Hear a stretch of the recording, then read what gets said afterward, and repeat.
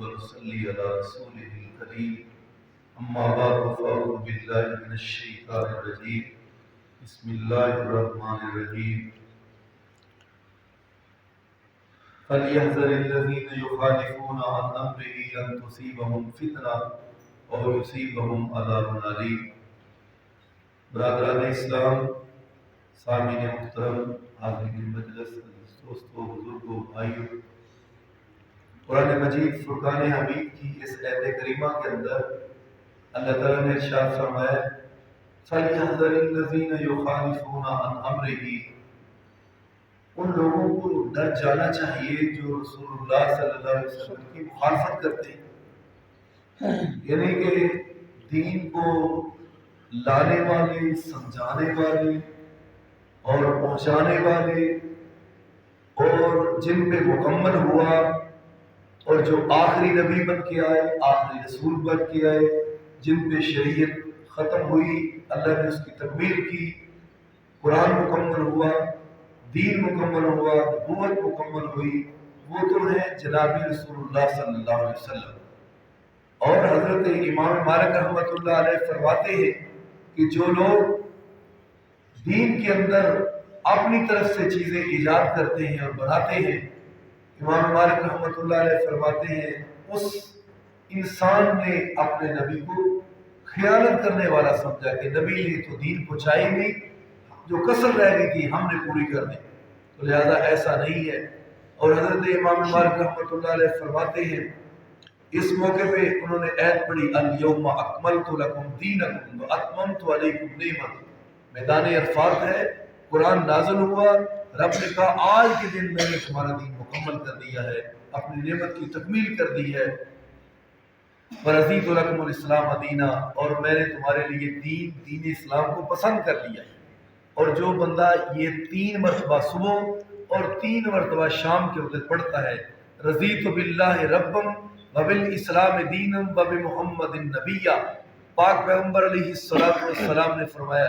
اللہ ایسے آدمی کو ایمان کی حلاوت، ایمان کی مٹھاس عطا فرمائے گا۔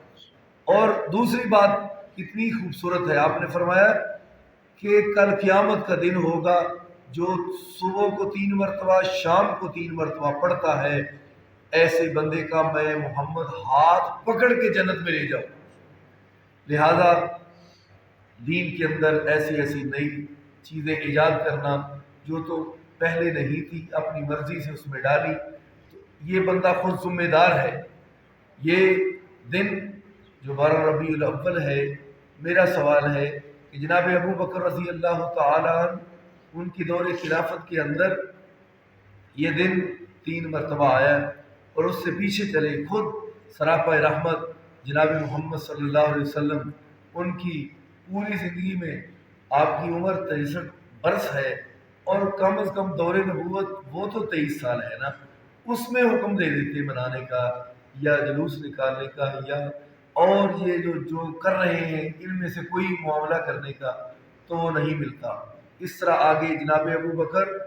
2.25 سال خلافت میں 3 مرتبہ یہ دن آیا، انہوں نے نہیں منایا۔ آگے جائے حضرت عمر فاروق رضی اللہ تعالی عنہ کہ جو ادھر بات کرتے ہیں ادھر قرآن بند کیا جاتا ہے، ان کی دور خلافت کے اندر 10 مرتبہ یہ دن آیا۔ حضرت جناب عثمان کے دور میں 12 مرتبہ یہ دن آیا۔ حضرت علی رضی اللہ تعالی عنہ ان کے دور خلافت میں 5 مرتبہ یہ دن آیا۔ حضرت حسن کے دور میں یہ دن 1 مرتبہ آیا ان کی دور خلافت میں، اور حضرت سیدنا معاویہ کے دور خلافت میں یہ دن 19 مرتبہ آیا۔ تو نہ تو انہوں نے منایا، اور اس کے بعد ائمہ دین، محدثین و مفسرین اور جن کے لوگ دم بھرتے ہیں کہ ان کی ہم تقلید کرتے ہیں، نہ انہوں نے یہ منایا۔ خواہ مخواہ اپنی مرضی سے یہ باتیں بناتے رہے، جو مرضی کرتے رہے، کبھی ایسا نہ ہوا ہے، نہ ہو سکتا ہے، نہ ہونا ہے، کیونکہ دین تو مکمل ہے، اس مکمل چیز میں یہ چیز نہیں ہے۔ لہذا اور اس سے آگے چلے، ایک اور بات بھی ہے، ان سے پوچھیں یہ ثواب ہے، یہ جو کرتے ہیں یہ ثواب ہے؟ کہنے لگے بالکل۔ گناہ ہے کہ ثواب ہے؟ کہنے لگے گناہ تو نہیں، ثواب ہے۔ اگر ثواب ہے تو ثواب کس نے بنایا؟ اللہ نے بنایا اور رسول اللہ نے حکم دیا ہے، نیکی ہے نا۔ تو یہ نیکی کا پتہ معاذ اللہ نبی کو تو نہیں پتہ چلا، خلفائے راشدین کو تو نہیں پتہ چلا، اور جناب صحابہ اکرام اور اس سے بعد تابعین تبع تابعین ان کو پتہ نہیں چلا، نہ حضرت امام بخاری کو پتہ چلا، نہ مسلم کو، نہ امام ابو داود کو، نہ امام ترمذی کو، نہ امام نسائی کو، کسی کو پتہ نہیں چلا، یہ ان کو پتہ چلا۔ اچھا نیکی ہے کہ گناہ ہے؟ اور یہ بتاؤ یہ فرض ہے، سنت ہے، واجب ہے، مستحب ہے، کیا چیز ہے؟ کہنے لگے یہ نہ تو فرض ہے، نہ سنت ہے، نہ واجب ہے، نہ مستحب ہے، تو پھر کیا ہے؟ کچھ بھی نہیں، بس اپنی مرضی سے ہمارا دل کر رہے ہم کر رہے۔ اگر یہ کچھ بھی نہیں تو پھر اپنی مرضی دین میں نہ چلائیں، دین میں اپنی مرضی نہیں چلتی، اللہ تعالیٰ کا حکم چلتا ہے، طریقہ رسول اللہ صلی اللہ علیہ وسلم کا چلتا ہے، اس پر کامل اللہ نے آپ کو بنایا، صحابہ نے جیسے آپ کو مانا، ماننے کا طریقہ بتایا، اور اس طرح ہی ہم سب کو اللہ تعالیٰ اپنانے کی اور عمل کرنے کی توفیق عطا فرمائے۔ اللہ تعالیٰ نے فرمایا فَإِنْ آمَنُوا بِمِثْلِ مَا آمَنْتُمْ بِهِ فَقَدِ اهْتَدَوْا، ایمان قبول کرنا چاہتے ہو تو صحابہ جیسا ایمان کرو۔ میں بتا رہا تھا کہ یہ فرض ہے، سنت ہے، اگر کچھ بھی نہیں، نہ فرض ہے، نہ سنت ہے، نہ واجب ہے، تو پھر بتائیں آپ کیا کر رہے ہیں؟ اور ان سے پوچھو کیا یہ گناہ کا کام ہے کہ نیکی کا ہے؟ فوراً کہیں گے نہیں نہیں نہیں یہ تو بڑا نیکی کا کام ہے۔ اچھا نیکی کا کام ہے تو بتاؤ نیکی لکھی کدھر ہے؟ قرآن کے اندر لکھی ہے، حدیث کے اندر لکھی ہے، تو پھر منہ بند ہو جائے، کیونکہ نہ تو یہ قرآن کے اندر ہے، نہ حدیث کے اندر ہے، اور اگر قرآن و حدیث کے اندر نہیں تو پھر آپ کہاں سے کر رہے ہیں؟ نیکی اپنی طرف سے تو بنائی نہیں جاتی، نیک عمل جو ہوتا ہے وہ تو آسمان سے اترتا ہے، یا نبی صلی اللہ علیہ وسلم بتلاتے ہیں کہ اللہ نے یہ حکم کیا ہے، یا آپ نے اس کی ڈیفینیشن کی ہے۔ اگر نہ تو اللہ نے قرآن میں نازل کیا، نہ رسول اللہ صلی اللہ علیہ وسلم سے نازل، اور پھر ایتیں بھی پڑھتے ہیں قرآن سے، جو کام 600 سال گزرنے کے بعد ہو جائے اس کے دلیلیں قرآن سے پڑھ رہے ہیں، کیا جو 6 صدیوں کے بعد کام ہو وہ قرآن میں کیسے آ گیا؟ قرآن کی ایتیں پڑھتے قل بفضل اللہ فبرحمتہ فبذلک فلیفرحوا، قل بفضل اللہ فبرحمتہ فبذلک فلیفرحوا، یہ ایتیں پڑھتے قرآن۔ تو کیا ان ایتوں کا ترجمہ نبی صلی اللہ علیہ وسلم صحابہ کرام کو نہ پتہ چلا؟ تشریح کا آپ کو پتہ چل گیا، تو لہٰذا ایسا کام نہیں ہو سکتا۔ اور پھر کہتے ہیں کہ نبی صلی اللہ علیہ وسلم مدینے میں آئے تو پھر صحابہ نے استقبال کیا، اس کا مطلب یہ ہے پھر ہر سال ہی کرنا چاہیے تھا ان کو ایسا کام،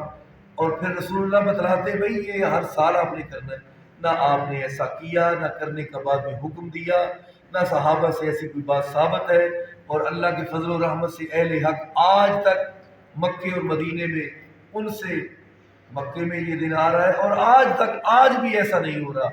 اللہ تعالیٰ ہدایت عطا فرمائے، اللہ تعالیٰ سمجھ عطا فرمائے، اور لوگوں نے اپنے آپ سے ہی یہ کام بنا لیے ہیں۔ حدیث میں تو باب العیدین ہے، 2 عیدوں کا باب، تیسری عید کہاں سے آ گئی؟ اپنی مرضی سے جو بنائے گا خود ذمہ دار ہے، اور قیامت کے دن وہ اپنے اس گناہ کا خود خمیازہ بھگتنا پڑے گا اس کو، نہ تو قرآن و حدیث میں ہے، نہ صحابہ سے ہے، اور خواہ مخواہ ایڑی چوٹی کا زور لگاتے رہو، نہ قرآن میں آیا ہے، نہ حدیث میں آیا ہے، نہ صحابہ نے منایا ہے، نہ پیغمبر نے منانے کا حکم دیا ہے۔ لہذا دین وہی ہے جو نبی صلی اللہ علیہ وسلم پہ رب نے نازل کیا اور مکمل کیا، صحابہ نے عمل کر کے دکھایا، نہ انہوں نے ایسے کام کیے جو تم کر رہے ہو۔ لہذا اللہ سے ڈر جانا چاہیے، ڈر جانا چاہیے۔ وَمَن يُشَاقِقِ الرَّسُولَ مِن بَعْدِ مَا تَبَيَّنَ لَهُ الْهُدَىٰ، اللہ تعالیٰ نے فرمایا جو رسول اللہ کی مخالفت کرتا ہے ہدایت آ جانے کے بعد، وَمَن يُشَاقِقِ الرَّسُولَ مِن بَعْدِ مَا تَبَيَّنَ لَهُ الْهُدَىٰ وَيَتَّبِعْ غَيْرَ سَبِيلِ الْمُؤْمِنِينَ، اور مومنوں کے راہ کے علاوہ اور راستے کو تلاش کرتا ہے، اللہ تعالیٰ نے فرمایا ایسے لوگ جو رسول اللہ کی مخالفت کرتے ہیں اور ایمان والوں کے راستے کے علاوہ اور راستہ تلاش کرتے ہیں، وَمَن يُشَاقِقِ الرَّسُولَ مِن بَعْدِ مَا تَبَيَّنَ لَهُ الْهُدَىٰ وَيَتَّبِعْ غَيْرَ سَبِيلِ الْمُؤْمِنِينَ نُوَلِّهِ مَا تَوَلَّىٰ وَنُصْلِهِ جَهَنَّمَ،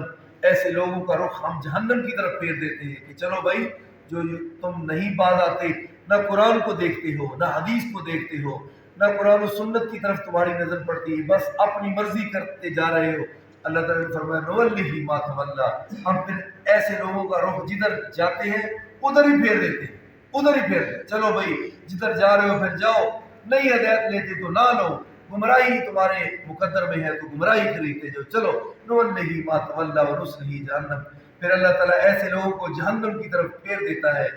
یہ بدعتی لوگ، مشرکین جو اپنی مرضی سے دین کو مانتے بناتے پھرتے ہیں، قرآن کی آیتوں کی تشریح اپنی مرضی سے کرتے ہیں، رب فرماتے ہیں نولہ ما تولی ونصلہ جہنم وساءت مصیرا، پھر یہ جہنم میں بد نصیب جائیں گے اور ان کا ٹھکانہ بہت برا ہے، ان کا پھر کر جانا بہت برا ٹھکانہ ہے۔ اور پھر نبی صلی اللہ علیہ وسلم نے صحیح بخاری اور مسلم میں فرمایا من احدث فی امرنا ھذا ما لیس منہ فہو رد، جس نے ہمارے دین کے معاملے میں کوئی ایسا کام ایجاد کیا جو دین میں تو نہیں، اپنی مرضی سے دین بناتے پھرتے ہیں، اللہ تعالیٰ نے فرمایا وہ کام مردود ہے، اس کا ثواب نہیں۔ یہ ثواب کی بات کرتے ہیں، رب نے تو اس کو مردود قرار دیا ہے۔ اللہ تعالیٰ سمجھ کی توفیق عطا فرمائے۔ اللہ تعالیٰ دین حق الحمدللہ وہ صرف اور صرف اہل حدیث کے پاس ہے۔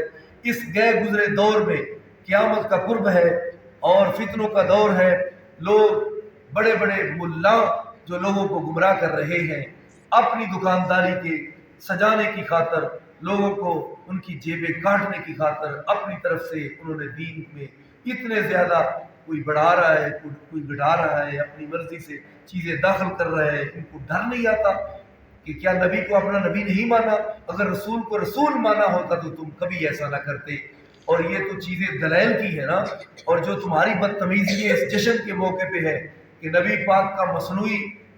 نبی صلی اللہ علیہ وسلم کا نالین یعنی جوتے کا نشان بناتے ہو،